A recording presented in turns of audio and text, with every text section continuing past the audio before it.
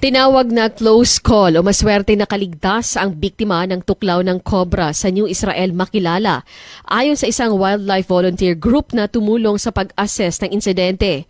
Ayon sa rescuer na si Erben Pitugo, mahalagang matukoy agad kung anong uri ng ahas ang nakatuklaw bago magbigay ng interbensyon, lalo na sa pagpili ng anti-venom.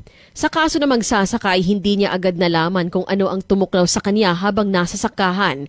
Paliwanag niyang magkaiba ang anti-venom para sa cobra at sa tinatawag na banakon o king cobra at hindi lahat ng ospital ay may kumpletong supply para sa iba't ibang uri ng ahas. Sa assessment sa magsasakang si Marcelo Hacolbe, sinuri ang bite marks at ang sintomas ng biktima, kagaya ng pagkahilo, hapdi ng sugat at hirap sa paghinga, mga palatandaang may kinalaman sa neurotoxic venom. Mas tumutugma ang kaso ng tuklaw ng cobra kung saan available ang anti-venom sa Cotabato Provincial Hospital.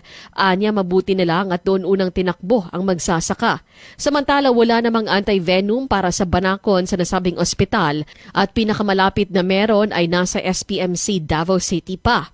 Nananawagan ng grupo ng mas malawak na edukasyon at training sa mga komunidad, lalo na sa mga lugar na may maraming presensya ng ahas, upang maiwasan ang kaparehong sitwasyon sa hinaharap at agad matukoy ang uri ng ahas na nakatuklaw para sa mas mabilis na interbensyon.